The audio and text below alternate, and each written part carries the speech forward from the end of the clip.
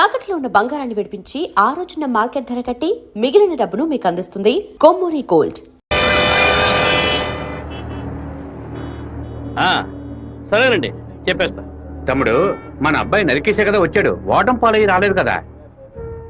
ఏ గొడవలకైతే పోకూడదు అని నా బిడ్డ దూరంగా ఒదిగి ఒదిగి ఉన్నాడు, వాడే కత్తి పట్టుకునేలా చేశారు. ఇలా చూడు ఓబులేసు, రోడ్లో వచ్చేపోయేవాళ్ళందరూ సెల్ తో ఫోటోలు తీశారు. ఈవినింగ్ పేపర్ లో న్యూస్ వచ్చేస్తుంది. ఖచ్చితంగా రిమాండ్ చేసే తీరాలి. కేసు రాసేటప్పుడు పర్సనల్ మోటివ్ వేయలేదు, ఆత్మరక్షణ కోసమే నరికాడని రాయి. మెయిన్ మ్యాటర్ లో నరికినోడే స్వయంగా సరెండర్ అయ్యాడు అని అండర్లైన్ చేసి మరీ రాయి. అప్పుడేనయ్యా బాబుని బెయిల్ మీద విడిపించగలం. ఎంతో చెప్పి చూశానన్నా, 15 రోజులు రిమాండ్ లో ఉంచి తీరాలని ఇన్స్పెక్టర్ అంటున్నాడన్నా. నా మనుషులు 4 లోపల సబ్ జైల్లో ఉన్నారన్నా. బాబుని జాగ్రత్తగా చూసుకుంటారు. అన్నీ నాకు తెలియకుండా దాచిపెట్టేశాను. రాజకీయ నాయకులను నమ్ముకునే మేము పొట్ట కడుపుకుంటున్నాం. నన్ను ఏం చేయమంటావన్నా? క్షమించన్నా. వెళ్ళు వెళ్ళు. రాజశేఖర్ ఇప్పుడు ఎక్కడ ఉన్నాడు? పార్టీ మీటింగ్ అని హైదరాబాద్ వెళ్ళాడు. చిన్నగా హైదరాబాద్కి పోనిపో. వాడు శాసనసభ నుంచి బయటకు వచ్చేటప్పుడు అక్కడే వాడిని నరికి పారేస్తా. నాన్న, మీరేం టెన్షన్ అవ్వకండి. మీరు కంగారు పడితే వాళ్ళు వేసిన ప్లాన్లో సగం గెలిచినట్టే. మీరు ఊరికి బయలుదేరండి, తర్వాత ఏం చేయాలో మెల్లగా ఆలోచించుకోవచ్చు. అయ్యా, టైం అయింది, కోర్టుకు తీసుకెళ్ళాలి.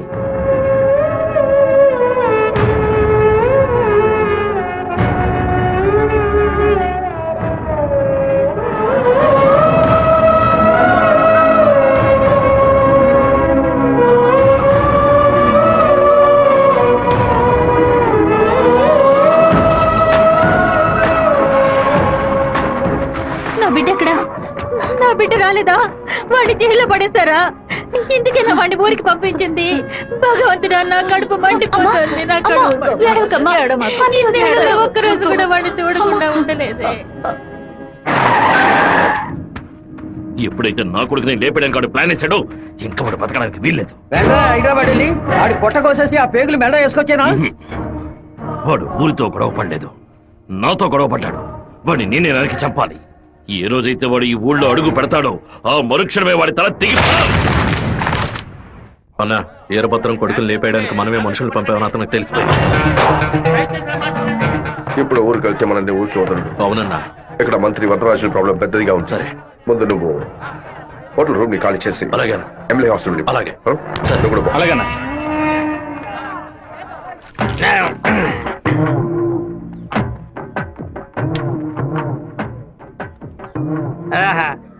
తాగి ఉన్నామే, తాగి బండి డ్రైవ్ చేసుకుంటూ పోతే పోలీసు వాళ్ళు లోపల పెడతారు. నెట్టుకుంటూ పోతాం.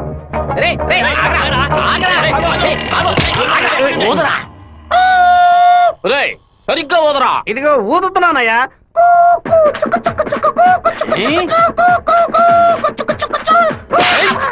ఎగతాళా?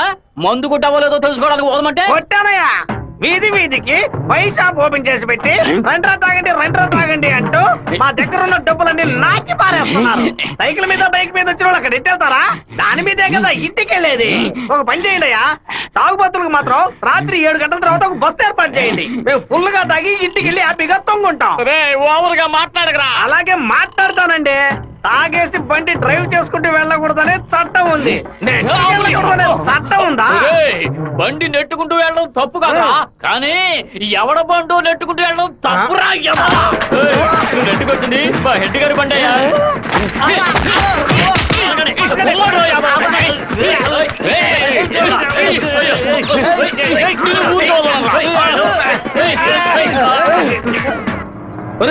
బాబు వచ్చేసాడు.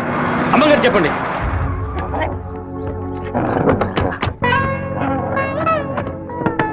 తూర్పు వైపు తిరిగి కూర్చోండి బాబు. కూర్చో.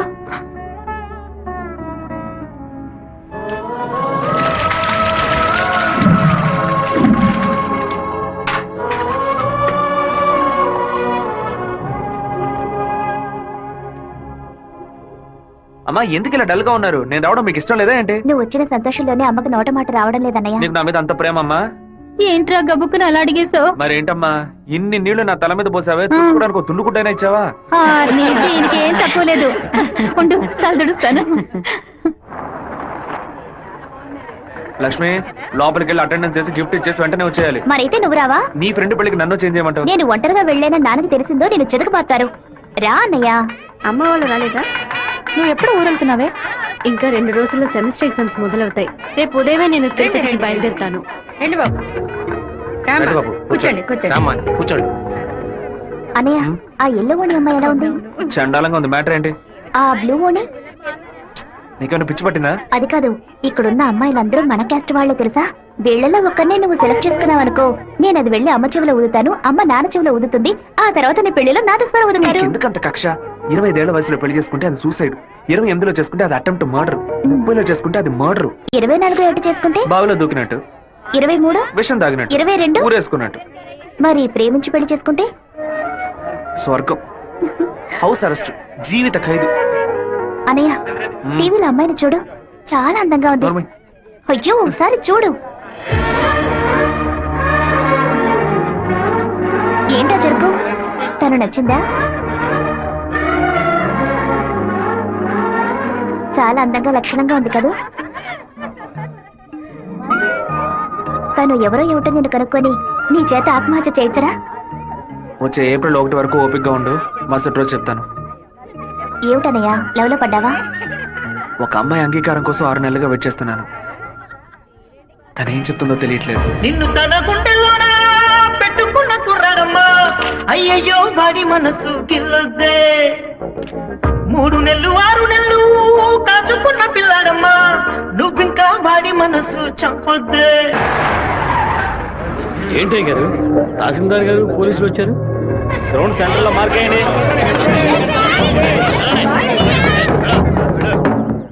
ఏంటో అర్థం కావట్లేదా?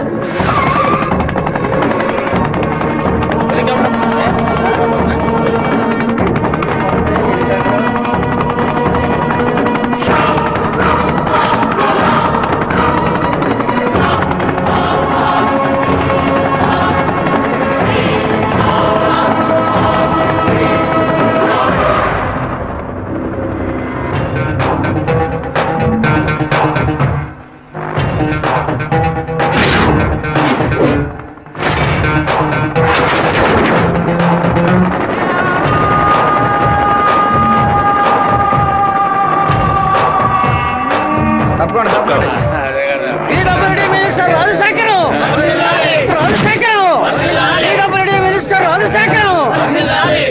ఏంటయ్యా, ఆశ్చర్యంగా ఉందా? బానిసగా నీ ముందు నుంచిన వాడు ఎలా మంత్రి అయ్యాడనుకుంటున్నావా? మంత్రి వరదరాజుని డిస్మిస్ చేసినందువల్ల ఆ పదవికి అదే జాతి వాడు మినిస్టర్ అవ్వాలని సీఎం డిసైడ్ చేశారు. టోటల్ ఆంధ్రాలో ఎక్కువ మెజారిటీతో గెలిచిన నన్ను మినిస్టర్ని చేశారు. రాజ్ భవన్ లో పదవి ప్రమాణం చేసిన తర్వాత ఆశీర్వాదం తీసుకోవడానికి సీఎం ఇంటికి కూడా వెళ్ళలేదు. ఫ్లైట్ పట్టుకుని రేణిగుంట ఎయిర్పోర్ట్ లో దిగి స్ట్రైట్ గా నీ ఇంటి ముందే హెలికాప్టర్ లో దిగాలరా. ఎందుకో తెలుసా? ఆ రోజు అంతమంది ముందు ఆ ఎమ్మెల్యే అని కూడా చూడకుండా నా చెంప మీద కొట్టావు కదా, ఆ అవమానాన్ని తుడిచి పారేయడానికి. బాబు, ఇదిగో, పప్పుల్లో కింగ్ పిస్తా, పదవుల్లో కింగ్ మంత్రిరా. ఆ పదవితో నిన్న ఒక ఆట ఆడిచిపోతే నా పేరు రాజశేఖర్ కాదు. ఆ రోజు 120 ఎకరాలు కొనేందుకు చింతలేసావు కదా, ఇంకా 6 నెలల్లో ఆంధ్రాలో 1200 ఎకరాలు కొని చూపిస్తాను. ఏం పీక్కుతావు? మొన్న ఏమాటాడావు? నేను ఒక్క జిల్లాకు ఎమ్మెల్యేగా ఉన్నందుకు 15 రోజులు రిజైన్ చేయకపోతే నన్ను లేపేస్తానన్నావు కదా. ఈ రోజు ఆంధ్రాలో ఉన్న అన్ని జిల్లాలకు నేను మంత్రుడిరా. ఏం చెయ్యగలవయ్యా? ఏం పీక్కలవయ్యా నువ్వు?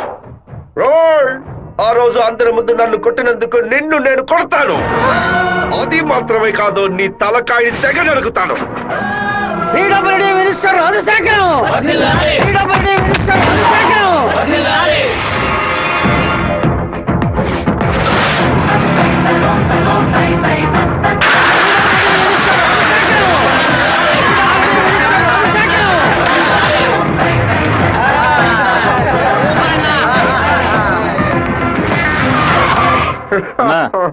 నిన్ను కలవాలని వీరభద్రం కొడుకొచ్చాడన్నా. వాడితో ఎంతమంది వచ్చారు? ఒంటరిగా వచ్చాడన్నా. రానివ్వు.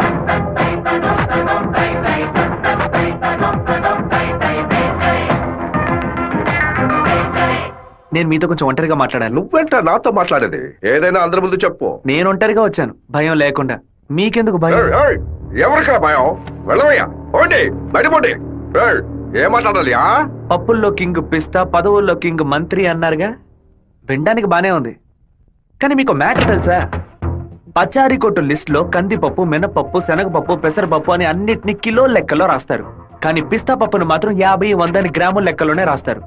పాయసంలో కూడా ఎక్కువ వేరు. తక్కువే వేస్తారు.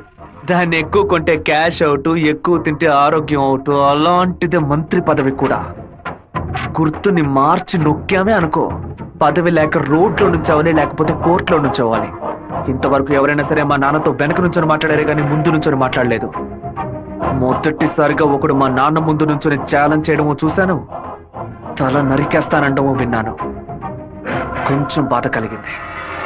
ఇప్పుడు చెప్తున్నాను, నీకు 30 రోజులు టైం ఇస్తున్నాను. ఆలోగా నువ్వు చెప్పినట్టు మా నాన్న తల నరికేస్తే నా కుటుంబంతో పాటు వచ్చి నీ కాళ్ళ మీద పడతాను. అదే విధంగా నేను నీ తల నరకపోతే మా నాన్న వచ్చి నీ కాళ్ళ మీద పడతాను. ఏయ్, ఏంట్రా? నువ్వు మా నాన్న తల నరికేస్తే నా కుటుంబంతో పాటు వచ్చి నీ కాళ్ళ మీద పడతాను.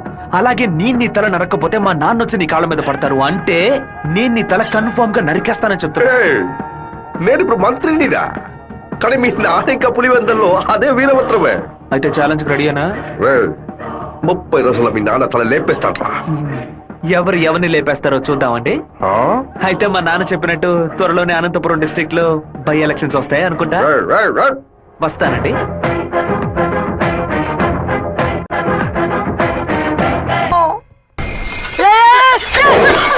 கோச்சுக்காதீங்க.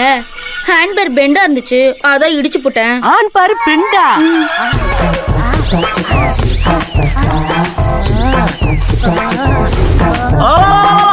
ஊர்க்காரங்களா ஓடுவாங்க. ஏண்டா ஒரு பொட்ட பிள்ளைய நட்ட நடு ரோட்ல இப்படி அசிங்கப்படுத்திட்டு இருக்க? அந்த புள்ள அங்கிட்டு நிக்குது, நான் இங்கிட்டு நின்று சைக்கிளுக்கு பெண்டு தானே எடுத்தேன்.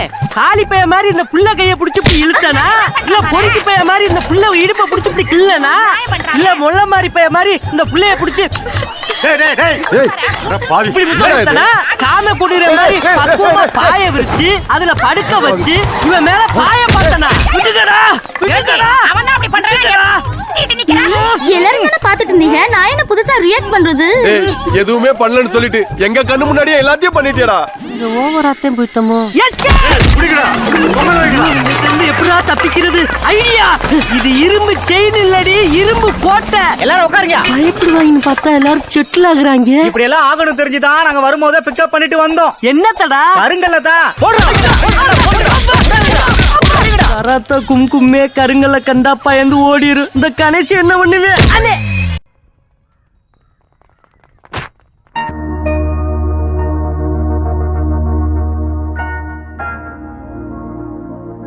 విఘ్నేశ్వరుని చూసి నవ్వుతున్నాడేంటి? ఓ, అయ్యో అమ్మా, జాగ్రత్తగా రావచ్చు కదా. కావాలని పడ్డాను. April full. పోవే, మోహన్ చూడు, ముఖ్యమైన పని మీద బయటకు వెళ్తుంటే ఇలా ఫోన్ చేసావంటే. అది కాదన్నయ్య, ఏప్రిల్ 1వ తారీఖున ఒకసారి మోసపోతే మళ్ళీ మోసపోరని అంటారు. నువ్వు వెళ్లే పని తప్పకుండా సక్సెస్ అవుతుంది. అన్నయ్య, ఆల్ ద బెస్ట్. రే చిట్టి, అన్నయ్య వదిన చూడడానికి వెళ్తున్నాను. వదిన ఓకే చెప్పాలని మీ బాస్ భైరవుని కోరుకో. ఏంటో చూస్తున్నావు, నీకు త్వరలో పెళ్లి చేస్తానులే. ఏంటి బాబు నువ్వు దీనికి నీకేనయ్యా ఎవరు పిల్లనివ్వరు? ఏంటి మన చిట్టిగాడు పులివెందల్లో సూపర్ ఫిగర్స్ సెట్ చేసి పెట్టుకున్నాడు. ఏమంటున్నావు సత్తిగా? ఏమయ్యా, గేటు తెరిచి ఉంచితే ఏదో ఫిగర్ తీసుకొని చెరువు కట్టి వెళ్ళిపోతోందయ్యా. ఏదో ఒక రోజు స్పాట్ లో ఫిగర్ తో నాకు దొరకాలి. ఆ రోజు నేను కొట్టే కొట్టుడికి నువ్వు దిక్కుతోతగా అటు ఇటు పరిగెత్తుతావు, చూస్తూ ఉండు. దీనికి అంత అర్థం అవుతుందయ్యా. రారాసవా, ఏంటి సడన్ గా ఇలా వచ్చావు? రాధికని మీటే మాట్లాడాలి, అందుకే. ఎగ్జామ్స్ పూర్తయి కాలేజీకి సెలవులు ఇచ్చి వారమైంది కదరా. చెప్పు శివ. హలో జయంతి, ఎక్కడున్నావు? మా ఊర్లో ఉన్నాను. రాధిక? చెప్పు జయంతి, తిరుపతి నుంచి శివ ఫోన్ చేశాడు. నిన్ను చూడడానికి మన ఊరికి వస్తున్నాడంట. నువ్వు పెద్ద బ్రిలియంట్ అని ఫీలింగా? ఇలా తప్పించుకుంటే ప్రాబ్లం సాల్వ్ అవుతుందా? కొంచెం సైలెంట్ గా ఉంటావా? రాక సస్తానా?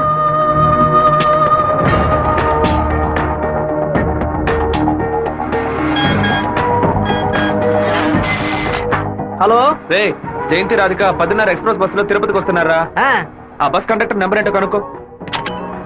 హలో, ఎవరు? అన్నా, శివన్ మాట్లాడుతున్నాను. వేంపల్లో 2 అమ్మాయిలు ఎక్కారా? అవును బాబు. నేను హైవేలో ఉన్న బ్రిడ్జ్ పక్కన వెయిట్ చేస్తూ ఉంటాను. ఆ అమ్మాయిలు కొంచెం దింపేస్తారా? అలాగే బాబు.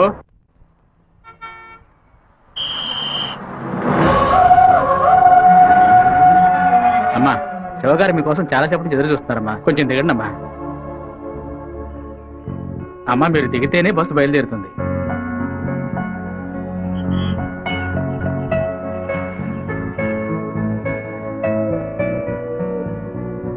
నిన్ను కంపల్ చేసి రప్పించినందుకు సారీ. ఎప్పుడు నన్ను చూడకూడదని తిరుపతికి బయలుదేరావో అప్పుడే నువ్వు చాలా కన్ఫ్యూజన్లో ఉన్నావని అర్థమైంది. ఏదైనా సరే నీ మనసులో ఉంది చెప్పు రాధిక. ఇంకో 6 నెలల తర్వాత రా అని చెప్పినా పర్వాలేదు, నేను వెయిట్ చేయడానికి సిద్ధంగా ఉన్నాను. ఎప్పుడైతే నువ్వు నా కోసం దెబ్బలు తిన్నావో అప్పుడు నాలో ఏర్పడిన గిల్టీ ఫీలింగ్ వల్ల నీ మీద ప్రేమ పుట్టింది. ఆ ప్రేమ నా మనసు నిండా నిండిపోయింది. కానీ ఆ రోజు కాలేజీలో జరిగిన గొడవలో నువ్వు వాళ్ళని కొట్టిన ప్రతి ఒక్క దెబ్బ నా మనసుని గాయపరిచింది. మీ నాన్న అంతమంది నేసుకుని కత్తిలతో రావడం చూసి నేను భయపడిపోయాను. నువ్వు నలుగురిని నరికేసి జైలుకి పోయిన విషయాన్ని ఎప్పుడైతే నేను పేపర్లో చూశానో నా తల మీద పిడుగు పడినట్టయింది. నాలోని ప్రేమని దాచుకోలేక మర్చిపోలేక నాలోనే ఉంచుకుని బతుకుతున్నాను. నువ్వు చెప్పేది చాలా తమాషాగా ఉంది.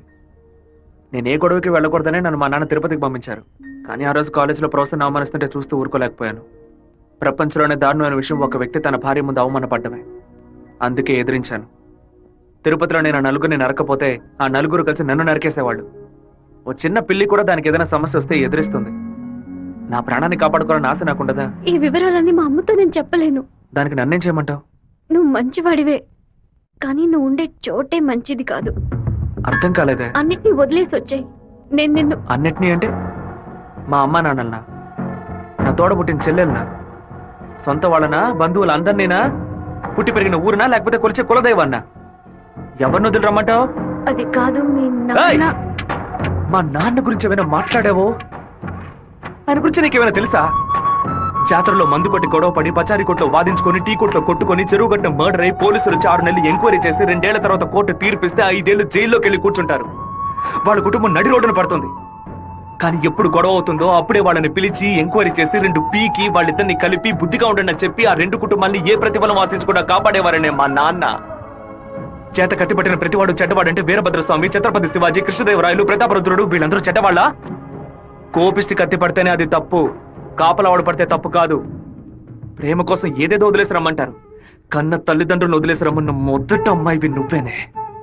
ఒకే గూట్లో ఉంటేనే అది కుటుంబం, 2 విడిగా ఉంటే అది నరకంతో సమానం. నీకు మీ అమ్మ ఎంత ముఖ్యమో నాకు మా నాన్న అంతకంటే ముఖ్యం. నిన్ను ప్రేమించిన పాపానికి ఏం చేయకుండా వెళ్ళిపోతున్నాను.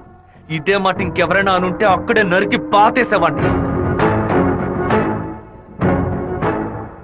నన్ను అవాయిడ్ చేయడానికి నువ్వు వేరే ఏ కారణం చెప్పినా జీవితాంతం నిన్ను తలుచుకుంటూ ఉండిపోయేవాడిని. కానీ ఎప్పుడు మా నాన్ననో కారణంగా చెప్పావు, ఈ క్షణం నుంచి నేను మర్చిపోతున్నానే.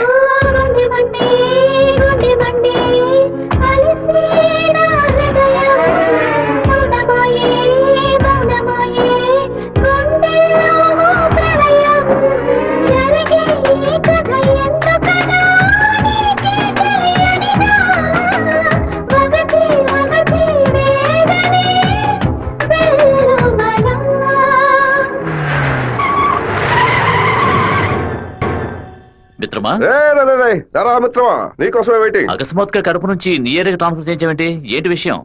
ఓ చిన్న ప్రాబ్లం. ఇప్పుడు నేనేం చేయాలో చెప్పు. ఆ వీరభద్రాన్ని అరెస్ట్ చేసి ఒక్కరోజు జైల్లో పెట్టాం. మా వాళ్ళని పంపి వాడిని లేపేస్తాను. దానికి ముందు జైలుకు తీసుకెళ్లే దారిలో వాడిని 2 నిమిషాలు నా ఇంటికి తీసురా. వాడి చంప పతల కొడతాను. అది ఎందుకన్నా? ఇలాగేగా నా చంప మీద కొట్టాడు. దున్నపోతున్నారా? ఈ ఏరియాలోనే పెద్ద మనిషి అంటున్నావు, ప్లాన్ వేయకుండా అరెస్ట్ చేయడం కష్టం.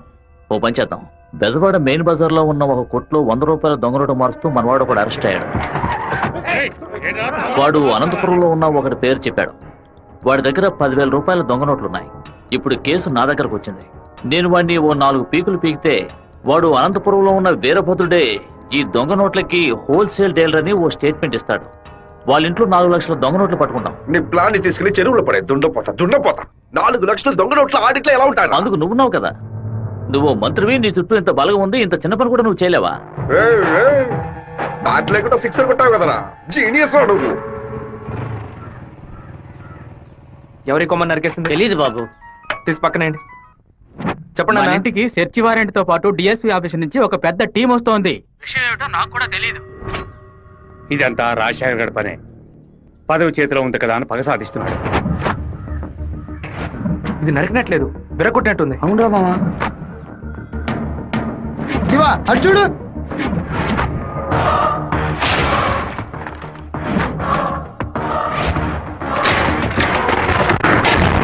నిన్న రాత్రి మన ఇంట్లోకి ఎవడో దూకొచ్చాడు. వచ్చినాడు దేన్ని తీసుకెళ్ళలేదు. అయితే ఖచ్చితంగా ఏదో పెట్టే వెళ్ళి ఉంటాడు. అన్ని చోట్ల వెతకడానికి ఓ అరగంట అవుతుంది. అలాగా పోలీసులు వచ్చేస్తారు. మీరు ఇంటి బయట తాళం వేసి రైస్ మిల్కి వెళ్ళి ఓ అరగంట తర్వాత రండి నాన్న. సరే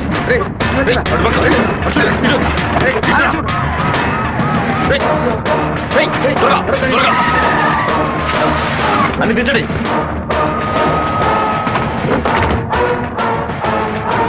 ముసల్దానా ఏంటి ఇల్లు తాళం వేసింది? అమ్మగారు గుడికి వెళ్ళారు, అయ్యగారు రైస్ మిల్కి వెళ్ళారు. ఉండండి, ఫోన్ చేసి రమ్మంటాను. ఆ తిళ్ళని చూసారా? చూసారా? లోపల చూసారా?